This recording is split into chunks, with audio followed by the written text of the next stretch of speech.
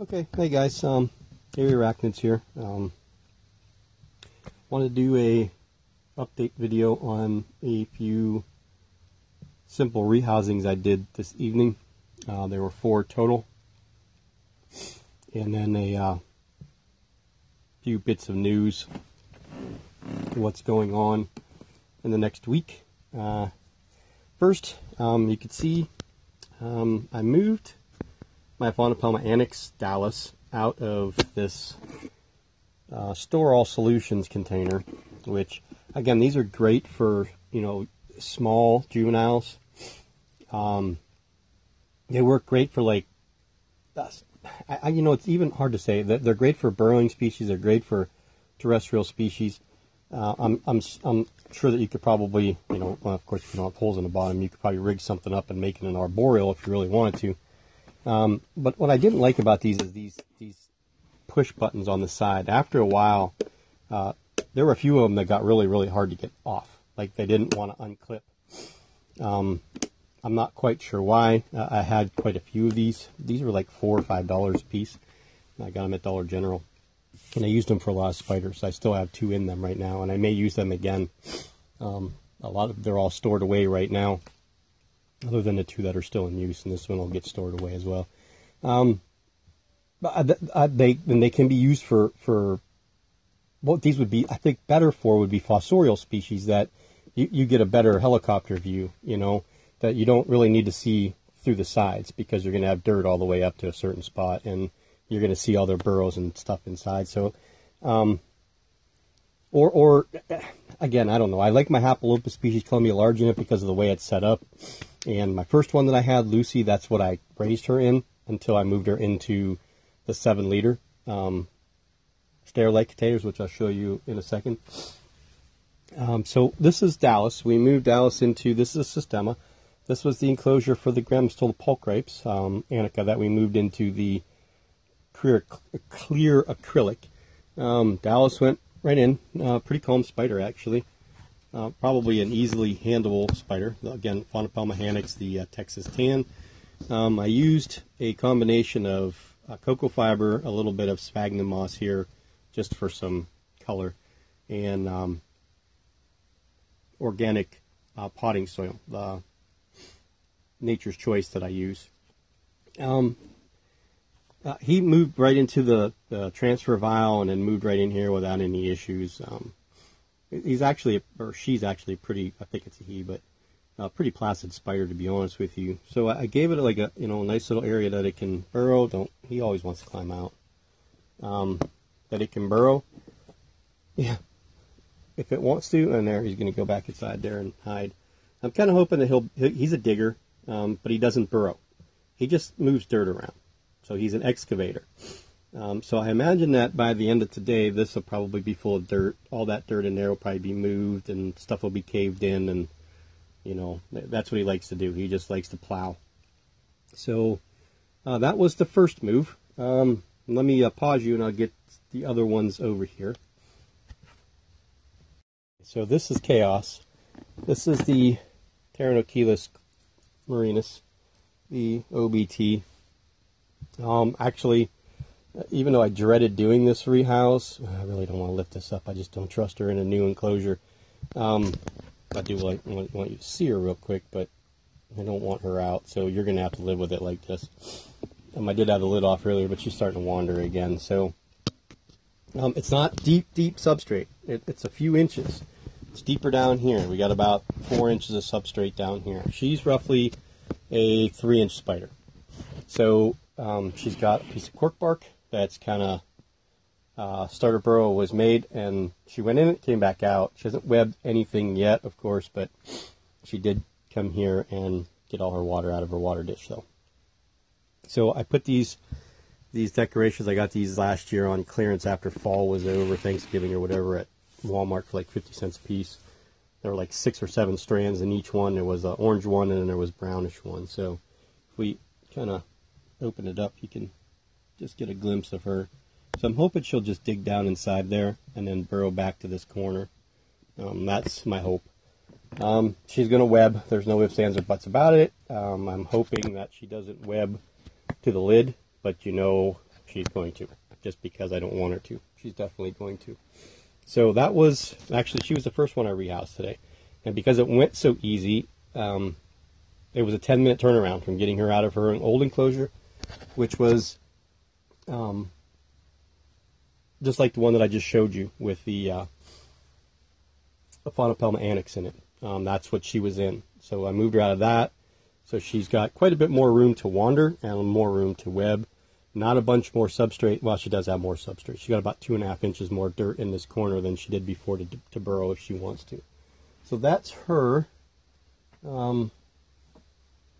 This one, we're not going to take the lid off, and you can see why. What we did, this is Miko's old enclosure, and Miko is the Nhandu carapoensis. Okay, and Miko moved from the shorter one to a taller one. And really there was no specific reason, to be honest with you. I just wanted to give her something different than what she was in. And I gave her a hide. Actually, she can go down back into the corner and dig a little bit if she wants to. So we'll show you Miko, since we got her down, and that was her actually old enclosure. There she is right there, Nhandu carapoensis, the Brazilian red. Gorgeous species. She's probably ready to eat because she was really trying to eat the tongs. Not the tongs, but the wood skewer. Not that she was being defensive. She was actually, you could see it was a prey-driven plate with the stick, I guess you could call it. You know, she was really trying to figure out if she could kill it and eat it. So that's her. So I got to get tags made up, and this is Azure. Unfortunately, I really wanted to show you her because she was down here. She looked real cool against this darker substrate. This is the Reptisoil. I kind of put that over top of cocoa fiber, and I left, of course, Miko's old hide in the corner here. Just brought the substrate level up so that it's more of a den than it is just kind of like a overhang roof is what it was with Miko, because she moved all the dirt away from it. So this is the Pteronopelma sazerae. If I know for a fact if I open this that she's going to come out. So we could probably do this. Let me do that. Give me a second, and I'll set her up so we can at least take a look at her. Okay, so here we are. You can see how dark she is already on the abdomen. She didn't molt that long ago, and I can't imagine that she's getting ready to molt again, but you never know with these guys. So yeah, I'm gonna have to get the lid back on, get her foot back in there, and then she's got more room than she did before. And she's not a very big spider. She's only about 1 3/4 inches, if that. Yeah, probably about 1 3/4 inches, 2 inches at the most, leg to leg. But her body is kind of small, so this will be a good enclosure for her for a molt or 2 or 3. We'll just have to play it by ear, and you know, next year is going to be we have to make some big decisions because we're going to have a lot of spiders that have grown, and we're running out of places to put them. So those are the 4 moves. Let me put the lid back on her, and then we'll continue with the updates. So just a few collection updates. We have, of course, you saw the Damon diadema, the molt. I think that was, I put her in a video saying that she molted. Here's the molt. If you go to my Instagram page, you'll be able to see the macro shots that I took of the molt. Pretty cool. I wished I would have done the macro shots on this, and I may redo them. Just because it's kind of cool on this fake grass looking, you know, piece of cardboard from the baseball cube enclosure. Yeah, we have that one, of course, and then one of the Chinese, or yeah, the giant Asian mantis is molted. There's the molt you can see right there. So that one grew a good inch, actually, of growth. So we do have in this enclosure somewhere is Tehar. This is the Psalmopoeus reduncus is going to move into one of these same red containers. Tomorrow's watering day. I'm kind of bouncing off topic here for some odd reason. I don't know why. because there are still a few spiders that need to move. So this enclosure here, this baseball cube, is for an incoming 1-inch Hysterocrates gigas. So I want to get it all drilled and get the substrate in it, get it nice and damp. Leave the top off, let it, hopefully the top dry a little bit, keep the bottom a little moisture. So we're going to use a mixture of vermiculite, a little bit of Reptisoil, cocoa fiber, and a little bit of organic potting soil. So the potting soil is a good base for structure. So we'll probably go with like a layer of vermiculite mixed in the bottom with some cocoa fiber, and then some vermiculite in with the potting soil as a base in the middle to really hold the structure of the burrow, and then a little bit of the Reptisoil on top for looks, because I do like the darker looking substrate, to be honest with you. And that's all that's going to go in there. That's it, that and the spider. No decoration. The spider's going to dig. It's going to do its thing. No swimming pools, nothing like that, because, again, the things that people believe. But, yeah, so that's going to go in there. And then I also have 2 small slings coming, a 1/2-inch Neoholothellia ense olive, seeing that I lost all 6 of the ones I had in the communal. All 6 of those ones died.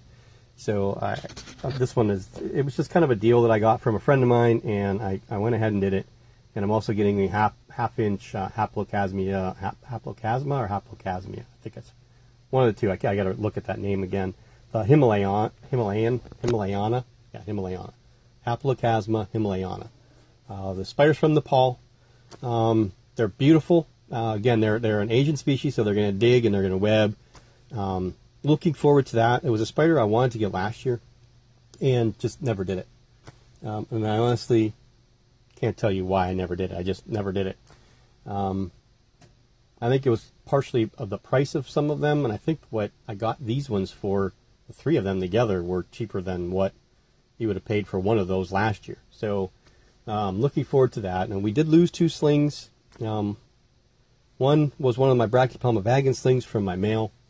I'm down to only 1 left of the ones that were offspring. And I lost one of my favorite little slings, one of my Ceratogyrus darlingis, the last little tiny baby. Both of the slings died on the same day. I found them both the next morning curled up. They were in the first video of the tour video. There's the little baby Selmopaeus armenia. We're going to move that one. We're going to move it in out of this one into a 50 dram vial. Give a little bit more room and give them some cork bark, something to climb on and web around. This one's crazy fast, though. Needs to be fed, too. Even though it just fed the other day, you can see how small the abdomen is on this one. So we'll give that one a feed later on. Yeah, I don't know what happened. They were here with all the other ones.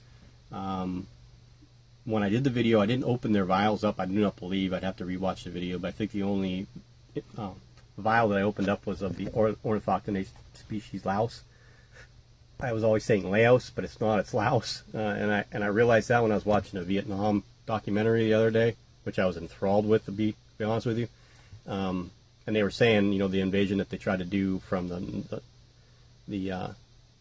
North Vietnamese coming through Laos instead of Laos, like I was saying. So you learn something new every day, and it's the Ornithoctinae species Laos Prison de Astelias or something like that. It's weird. I don't know if that's the common name or if that's just part of the species and location of where those were found. But I just love that spider.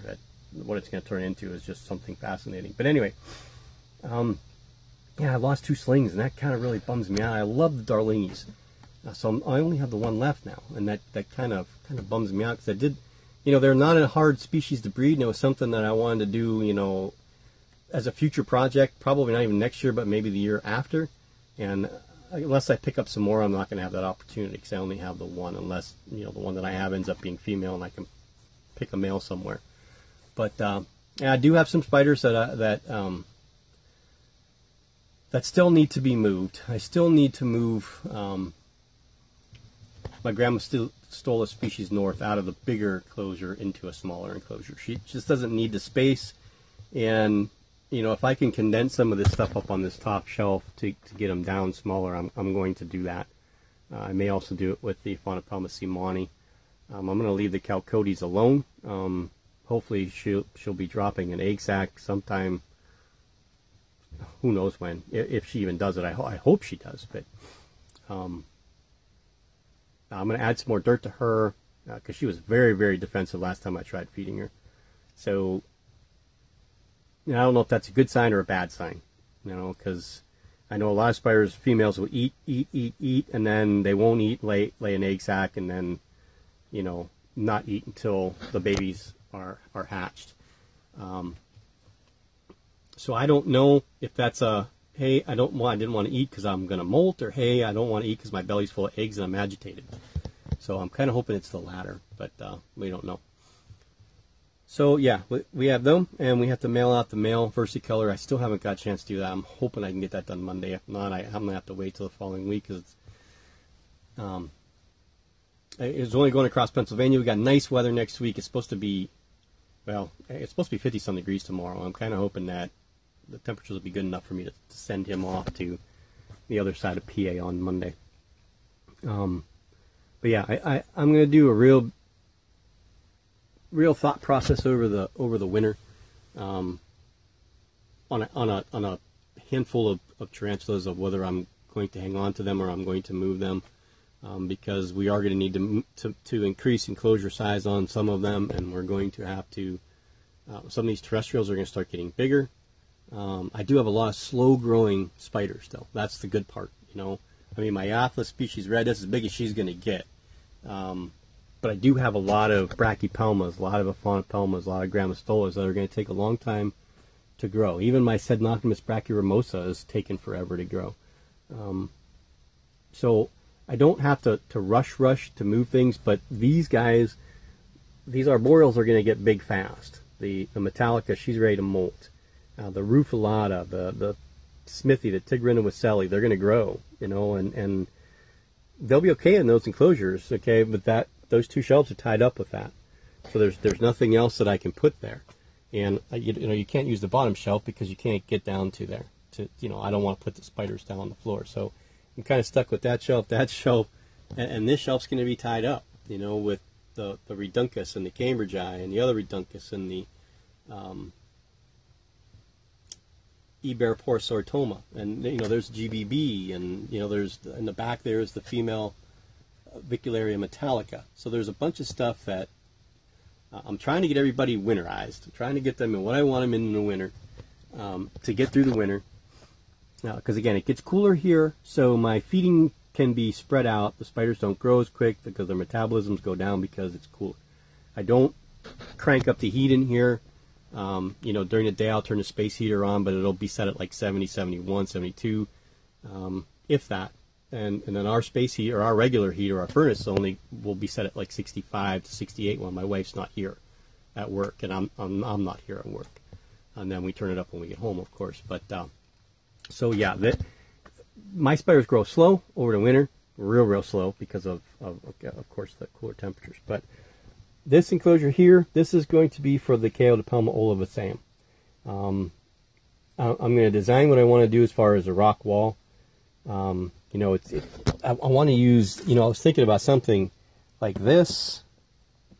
You know, if I put it this way, you know, get these plant parts off, but kind of use this as like a base or an idea of how I want to do, you know, the rock wall. It could sit something like this, and then the spider can crawl, you know, in that way to use as a burrow, because that's the way that a lot of them live in the wild, depending on where the location is. So they're found underneath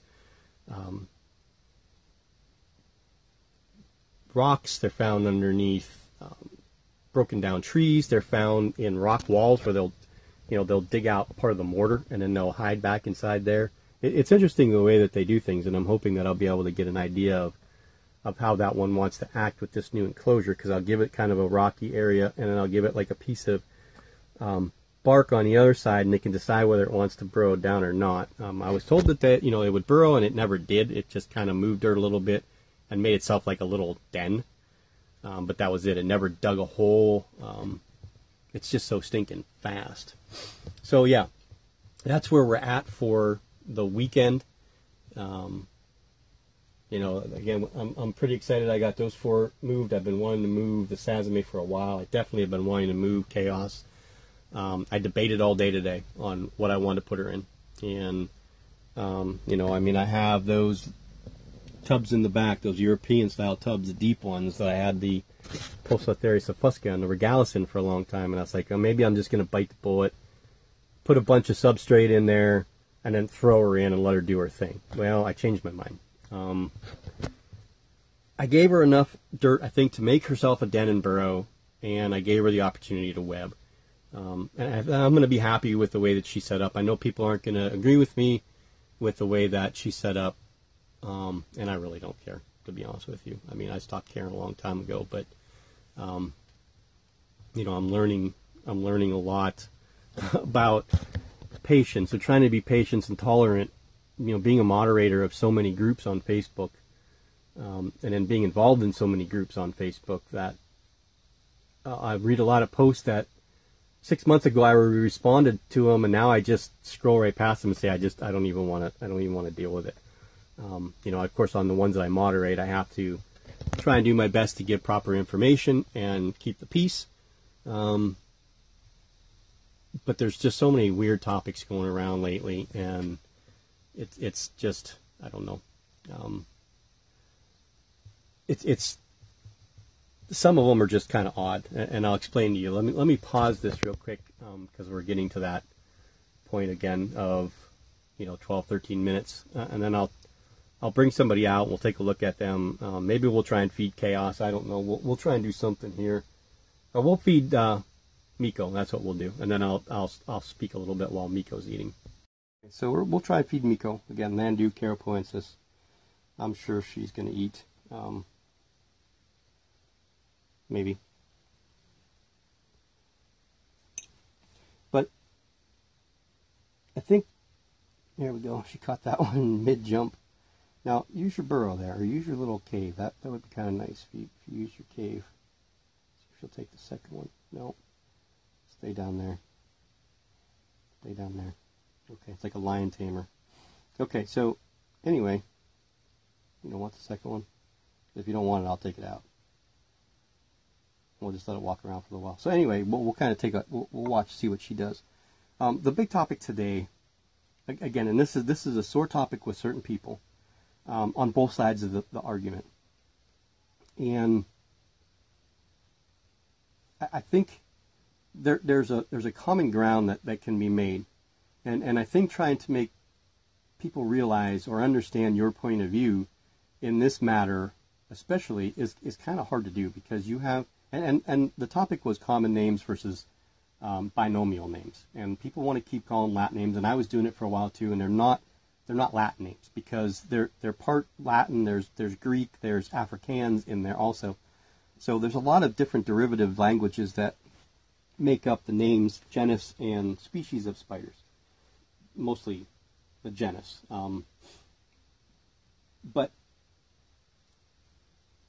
what the argument was today is, you know, is it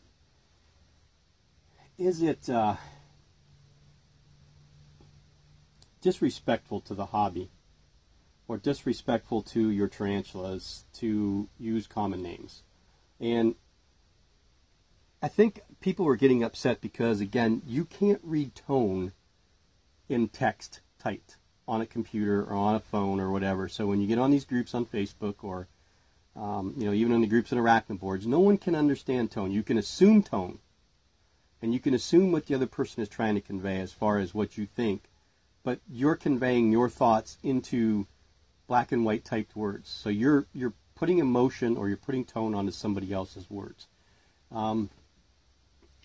Do I think it's disrespectful to the hobby? No. I don't think it's disrespectful to the hobby, okay? Because there are people that, it's just a hobby to them. You know, the science part of it is a moot point to them. They don't really care about the science. They think spiders are cool. They think watching them eat is cool, and there's nothing wrong with that, okay? And then you have the people that want to use the binomial names, and there's a reason why you want to use the binomial names, because common names are crap. It's just that simple. Common names are garbage, and it's because there's so many different common names that can be associated to so many different tarantulas. Pamphobedia species or genus is a big one. There's pink blooms and purple blooms, and they get mixed up with the Zanisa species, and there's just so much mess when you go to common names. Canthoscurria geniculata, we've heard it called Brazilian black and white. We've heard it called Brazilian giant white knee. So which one is it? Because the Brazilian black and white is a Nandu Colorado villosus. If you understand where I'm going with all this, I hope that the point's going to be tied together for you. Bird eater is a big one, because technically all tarantulas are bird eaters. That's how they were described back when they were first discovered. And go watch Mark's Tarantulas videos on, I can't remember the name of it, and if I did, I'd link it, but go to Mark's Tarantulas channel and look up his sphere of spiders, arachnophobia, and he has a little part in there about, when and how or what they were called before, blah, blah, blah. When they were first, the woman, I can't remember her name, I should, it's probably a disrespect to the hobby that I don't remember her name. But going to use common names, if that's what you want to use for whatever reason it may be, okay? And I think the reasoning is the big part, because I'm going to be honest with you, and some of you may not watch my channel anymore because I say this. Some of you may be upset with me because I say this, but to be honest with you, when somebody types, it's easier to remember common names, or it's easier to type common names. To me, that just shows a sign of that. When someone says it's easier, that's the gas pedal being pushed down on laziness, as far as I'm concerned. Is there a place for common names? Sure. Sure, there's a place for common names. Where that is, I honestly don't use them, so I don't know. I mean, you've seen me struggle with trying to remember common names a lot of times. I'm trying to get better with it so that people that do use them and watch my channel will know what I'm talking about. So, to get back to everything again, I try to use both names so that the people that watch that use the common names or are still learning the scientific names or binomial names can associate those scientific names with those common names. I will always use the binomial name first. And there's things that I still need to remember. The manids, the scorpions, some of them I just can't remember, So I have to see them. And that's how I learn, is writing them, saying them, then hearing them. If I write them over and over and over again, or if I say them over and over and over again, I'll remember them like they're my name, So again, I'm not trying to call people lazy. I'm not saying that if you use common names you're lazy, because that's not really the gist of this whole entire debate.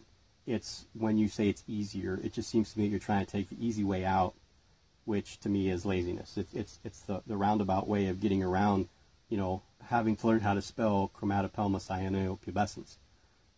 Trust me, if you write that 5 or 6 times, you're not going to forget how to do it. You won't. My last name is Andrzejewski, so there's 12 letters in my last name. So long words aren't hard for me. So I mean, if your last name is like, I don't know, May, you don't have to. You could be named Tom May, and you're not used to using those long, complicated, weird spellings like my last name is. So it seems easier for me to do. A lot of people it's not. But please, just don't say it's easier to use common names, because it's not. Because you're not actually... Use pink toe.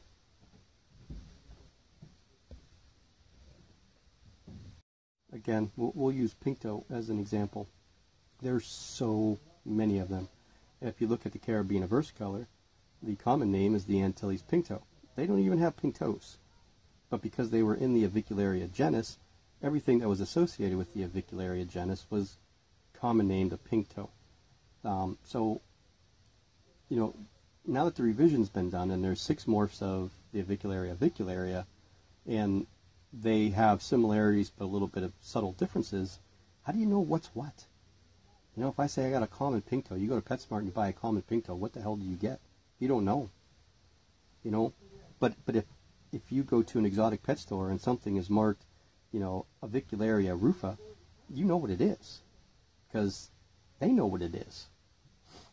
So, you know, if you're if you work at a pet store, if you know, especially if you deal with spiders like this, and we're going to just use the spiders. You know, I'm not going to get into reptiles and all other stuff. But if you're constantly, if you're trying to sell spiders and you're trying to, you know, people are like, well, they won't buy them if I use this long, huge scientific name. Well, how do you know? You know, if that's your excuse, you're giving them an excuse. So say, hey, look, you know, you want to buy the spider. This is a Nandu carapoensis, and the common name of it's Brazilian red. And, you know, then they know, and they're going to say, well, what's Nandu carapoensis mean? And so you tell them, well, that's the binomial name. That's how this spider is known. There is no other Nandu carapoensis spider. This is it. So I hope this makes somewhat sense. And again, this kind of, I didn't really want to do this, but because it was fresh in my mind, I decided, what the heck, you know. So again, let me know what you think. Let me know, you know, call me an idiot, call me a jackass, call me mean, you know, for calling people lazy. Tell me what you think, and again, you can make an argument either way, but I still think that in this hobby, the binomial name is the best way to identify them. That's, I mean, really, down to the end, that's the gist of it. There is no other, you can't mistake a Nandu carapoensis for anything else if it's a Nandu carapoensis. But if it's, you know, this is a Brazilian red, then you have Bomba cabocla, a Brazilian redhead. So what happens if I don't use the last part of that? Just call the Bomba cabocla Brazilian red. Okay? People do it all the time. Breeders do it a lot. You know, fly-by-night breeders will tell you that you're getting this, and then, you know, you raise a spider up 6 months later, you're looking like, this doesn't look anything like, you know, a Brachypelma albiceps. This is what I was sold. So, you know, 6 months later, you find out you have a Brachypelma vagans. Well, it was called Mexican red rump, but he sold it to you as Mexican gold red rump. He just sold you a spider for 3 times, 4 times the amount of money that Brachypelma vagans is going to be. So that's where I'm saying the common names kind of hurt you, because you're not going to spend $60 for a juvenile Brachypelma vagans, but you would spend $60 for a Brachypelma juvenile albiceps. You know what I'm saying? So I don't know how to explain how to deal with the scientific names, the binomial names, other than how I did it. And that was, you know, I watched a lot of YouTube videos. I wrote a lot of things down. I was constantly writing want lists, of course, so I was writing the scientific names down. I was looking on Google, which, you know, when you first get into it, that's what you do. You look on Google. It's not right because the care sheet's crap, you know, and you learn that as you go through, but that's what you do. You see a spider, you see it, the name, you go type it in, you go on Google, you look it up, and you say, well, yeah, I could handle that one, or I like that one, or, you know, someone posts a picture and you're like, ooh, what's that? You know, and let's say I say, well, it's a giant bird eater, you know. So you type in giant bird eater, and you see 17 different spiders in the images. You know, it could be a Theraphosa blondie, or a Sturmey, or a Apophysis. It could be a Lasiodora paraibana. I mean, there's a bunch of different bird eater names. So again, I didn't really mean to ruffle feathers, and I hope that you guys didn't take it that way. But I do hope that, you know, the progression of the hobby, as you get through it, you stop using the "it's easier" excuse. You know, because again, to me, it's just, hey, you may not have the time and effort to put in it, but more often than not, it's, I just don't want to do it. I just don't want to learn them. It's so much easier for me to say pink toe than it is for me to say avicularia. And believe me, once you start saying avicularia over and over and over again, you start using those binomial names, the common names, you forget them. You completely forget them. You know, and I'm not trying to sound elitist. I'm not trying to sound like I'm smarter than people, and people that use the binomial names when you have this argument. I don't think that's really where we're heading. We're not trying to demean people. We're just trying to make the point that using these names is more proper than not using them. So again, I'm sure there's going to be people that are upset, and by all means, go ahead and say it down in the comments. I welcome the criticism and bad comments as much as I welcome the good ones, and hopefully, you know, we can educate each other. In the end, you know. So again, I hope you guys enjoyed this. The transfer videos. Of course, you didn't get to see anybody move.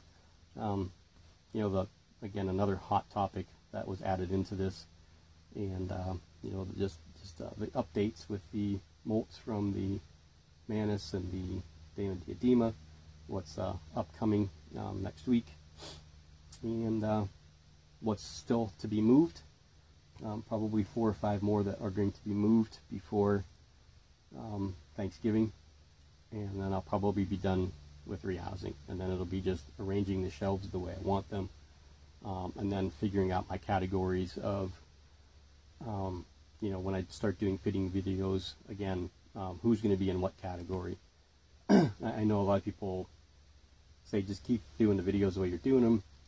I want to try the categories once at least, you know, so I may do South American terrestrials, and then South American arboreals, and then, you know, United States terrestrials. And it's kind of weird that we don't have any arboreal species in the United States, you know. It's kind of perplexing, actually. But, you know, then we have the Asians and the African species. So I'll try to figure out what I want to do with that. We'll do an update on the Aphonopelma chalcodes here soon, the female. We'll see what she's up to. I haven't bothered her since the last video that we did, where she was kind of defensive at trying to feed her. So I'm kind of hoping that's a good sign. And then we'll pop in and take a look at the Aphonopelma hensei male again. I keep hoping that every day I come home that he's going to be molted, and he still isn't. And I need to feed the Pac-Man frog. I got to remember to do that. So yeah, I got some holes to drill and some enclosures, video to upload. We'll see you guys all later. Have a great weekend, and again, don't be too pissed off at me.